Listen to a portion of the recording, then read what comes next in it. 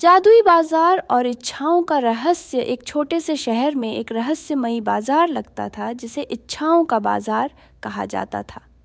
ये बाजार हर महीने की पूर्णिमा की रात को ही दिखाई देता था और सूरज उगने से पहले गायब हो जाता था। लोग कहते थे कि यहाँ जो भी खरीदा जाए वह आपकी एक गुप्त इच्छा को पूरा कर सकता है। अनया नाम की एक लड़की ने इस बाजार के बारे में सुना और तय किया कि वह इसे देखेगी। जब पूर्णिमा की रात आई तो अनया चुपके से घर से निकली और बाजार पहुंची। वहां हर दुकान अलग और अनोखी थी। एक दुकान में चमचमाते सितारे बिक रहे थे तो दूसरी में खिलौने जो खुद चल सकते थे। अनया एक बूढ़े दुकानदार की दुकान पर रुकी। उसने पूछा, क्या आपकी दुकान में इच्छाएं पूरी होती हैं?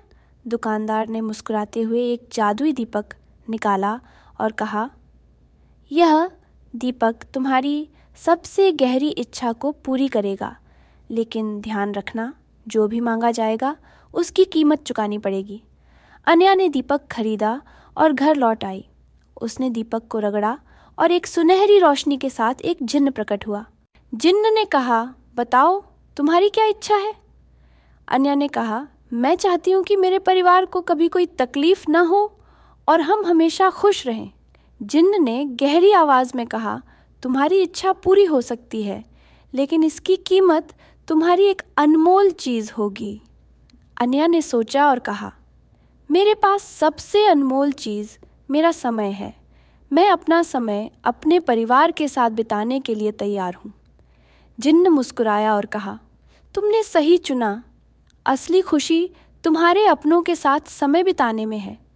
तुम्हारी इच्छा पहले से ही पूरी हो सकती थी अगर तुम यह बात समझ लेती। उस दिन के बाद अनया ने अपने परिवार के साथ ज़्यादा समय बिताना शुरू किया। बाजार गायब हो गया, लेकिन उसने अनया को एक सच्चा खजाना सिखा दिया, प्यार और समय की अहमियत।